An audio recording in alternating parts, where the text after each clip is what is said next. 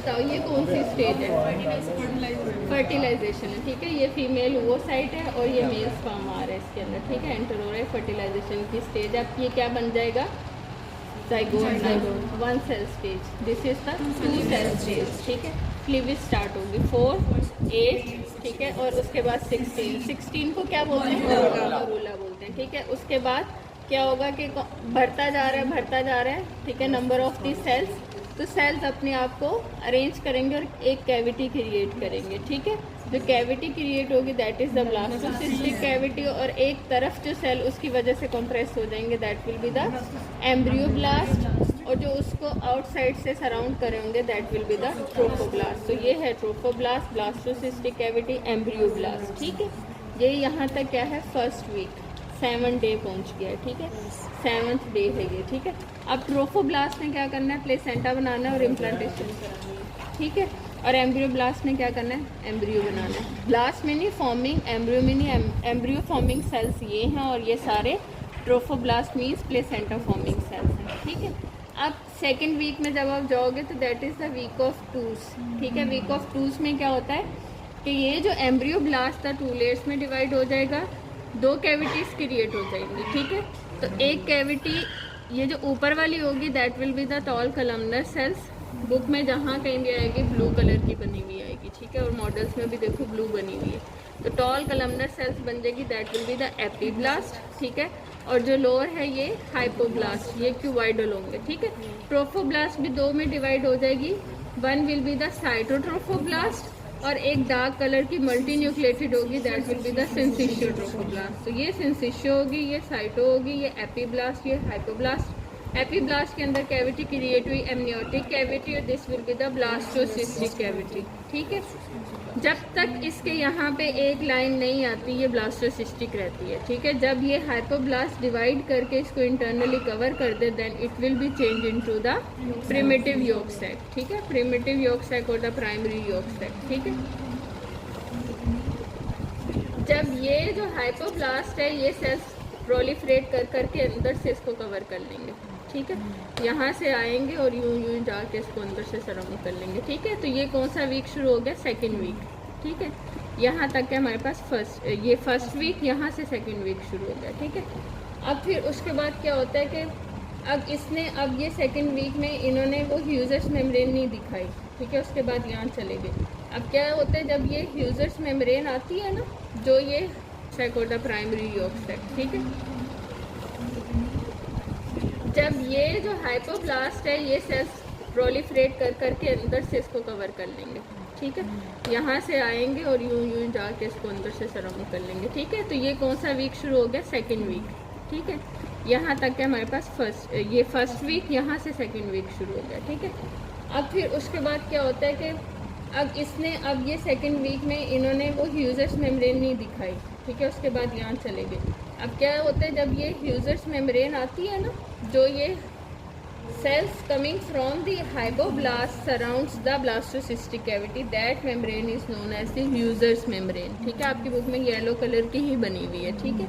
ह्यूजर membrane start proliferating, क्योंकि ये सारे हाईली प्रोलिफरेटिव सेल्स है ना, ये ह्यूजर्स मेम्ब्रेन प्रोलिफरेट करेगी, it will form a population of cells, ठीक है, अपने से बाहर की तरफ टूवर्ड्स द ट्रोफोब्लास्ट, ठीक है। तो जो ये पॉपुलेशन बनेगी that will be the extra embryonic mesoderm, ठीक है। तो ये जो रेडिश है this is the extra embryonic mesoderm. ये जो है ये ह्यूजर्स मेम्ब्रेन है, ये यॉक सैक है, ये हाइपोब्लास्ट है, ये एपीब्लास्ट है, ये एमनियोटिक कैविटी है, ठीक है। और इसके ऊपर वाले सेल्स को एम्नियोब्लास्ट भी बोलते हैं, जो कि लाइन कर रहे होते हैं एमनियोटिक कैविटी को। और ये सारी क्या है? Extra embryonic mesoderm. Soon spaces create होना शुरू होती है in the extra embryonic mesoderm. This spaces will coalesce to form a cavity, ठीक है। इस कैविटी को क्या कहते हैं? एक्स्ट्रा एम्ब्रियोनिक कैविटी और द एक्सोसिलोमिक कैविटी और द कोरियोनिक कैविटी, ठीक है। तो ये एक्स्ट्रा एम्ब्रियोनिक कैविटी क्रिएट हुई तो इसने क्या कर दिया? एक्स्ट्रा एम्ब्रियोनिक मेसोडर्म को 2 लेयर्स में डिवाइड कर दिया, one surrounding the trophoblast, other one surrounding the embryo, ठीक है।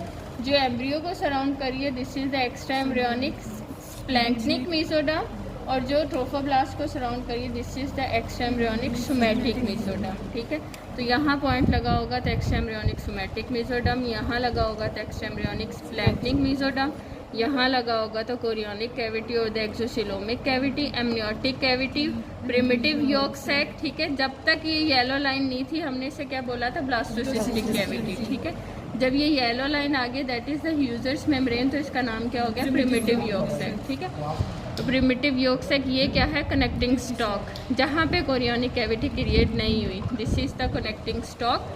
और ये देखो ये इसकी एक्सटेंशन जा रही है कनेक्टिंग स्टॉक में प्रिमिटिव यॉर्क सैक की, दिस इज द एलेंटॉइस।